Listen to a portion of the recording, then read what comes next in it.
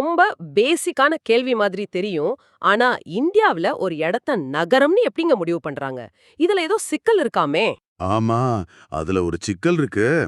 இப்போ 2027ல வரப்போற மக்கள் தொகை கணக்கெடுப்புக்கு கூட 2011ல பயன்படுத்தின அதே வரையறைகளை தான் பயன்படுத்த போறதா இந்திய தலைமை பதிவாளர், அதாவது ரெஜிஸ்ட்ரார் ஜெனரல் ஆஃப் இந்தியா உத்தேசிச்சிருக்கிறத தகவல். ஓ!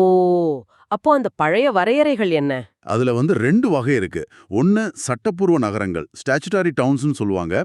இதெல்லாம் மாநில அரசுகளே மாநகராட்சி, நகராட்சின்னு முறையா அறிவிச்ச ஊர்கள். 2வது வகை, இதுதான் கொஞ்சம் சிக்கலானது, கணக்கெடுப்பு நகரங்கள், சென்சஸ் டவுன்ஸ். Census downs. அதுக்கு என்ன நிபந்தனை? அதுக்கு 3 நிபந்தனைகள் இருக்கு. 1, குறைஞ்சது 5000 மக்கள் தொகை இருக்கணும். 2, அங்க வேலை செய்யற ஆண்கள்ல, கவனிங்க, ஆண்கள்ல குறைஞ்சது 75% விவசாயம் இல்லாத வேலைகள்ல இருக்கணும். ஓஹோ! ஆண்கள் 75% விவசாயம் இல்லாத வேலையா? இதுவே கொஞ்சம் பழசா தெரியுதே. 3வது என்ன?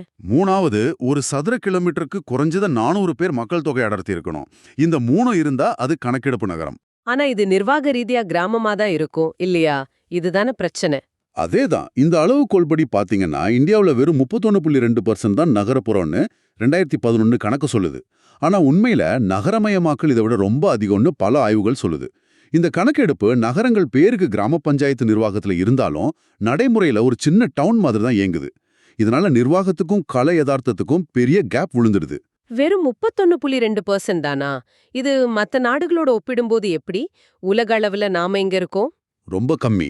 பெரும்பாலான நாடுகள்ல இவ்வளவு கராரா 3 நிபந்தனை எல்லாம் இல்ல. அவங்க மக்கள் தொகை, அடர்த்தி இல்லனா உள்கட்டமைப்பு இதுல 1, 2 வச்சே முடிவு பண்ணிடுறாங்க. உதாரணத்துக்கு உலக வங்கியோட அக்ளோமரேஷன் இண்டெக்ஸ்னு ஒன்னு இருக்கு. அவங்க கணக்குப்படி 2010லயே இந்தியாவுல 55.3% மக்கள் நகர்ப்புறம் மாதிரி பகுதிகளில் வாழ்றாங்களாம். இது இந்த சட்டப்பூர்வ எல்லைக்கு வெளியே மறைஞ்சிருக்கிற நகரமயமாக்கலை காட்டுது. அப்படியா? உலக அளவுல ஏதும் பொதுமான முறை இருக்கா? இருக்கு. DURBAன்னு ஒரு முறை, டிகிரி ஆஃப் அர்பனைசேஷன்.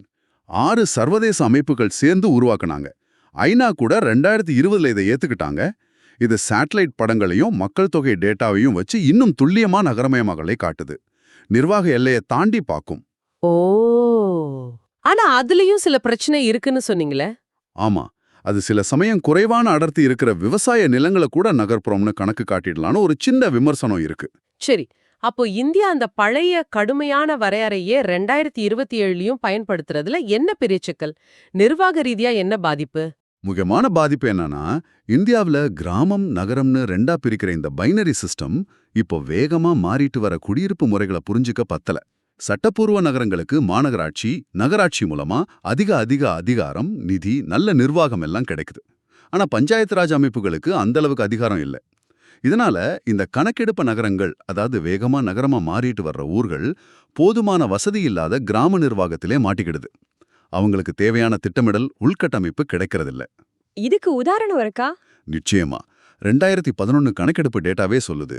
2001ல நகரமா அடையாளம் கண்ட 251 ஊர்கள் 2011லயும் சட்டப்படி கிராமமா தான் நிர்வகிக்கப்பட்டுச்சு. மேற்கு வங்கத்துல இந்த மாதிரி நிலைமை ரொம்ப அதிகம். அப்போ 2027 கணக்கெடுப்புல இதோட தாக்கம் என்னவா இருக்கும்? மில்லியன் கணக்கான மக்கள் விடுபட்டு போவாங்களா? அதே அபாயம் தான் இருக்கு. மில்லியன் கணக்கான மக்களை நகர்ப்புற வாசிகள்னு கணக்கிலேயே சேர்க்காம விடுறது. இதனால அவங்களுக்கு தேவையான நிர்வாகம், அடிப்படை வசதிகள், திட்டமிடல் எதுவும் கிடைக்காம போகும். 2011லேயே உண்மையான நகர்ப்புற மக்கள் தொகை 35%லிருந்து 57% வரை இருந்திருக்கலாம்னு சில ஆய்வுகள் சொல்லுது. அந்த 75% ஆண் தொழிலாளர்கள் விதியும் ஒரு பிரச்சனையா? ஆமா, அது ரொம்ப காலாவதியான விதி. இப்போ பெண்களோட பங்களிப்பு அதிகமா இருக்கு.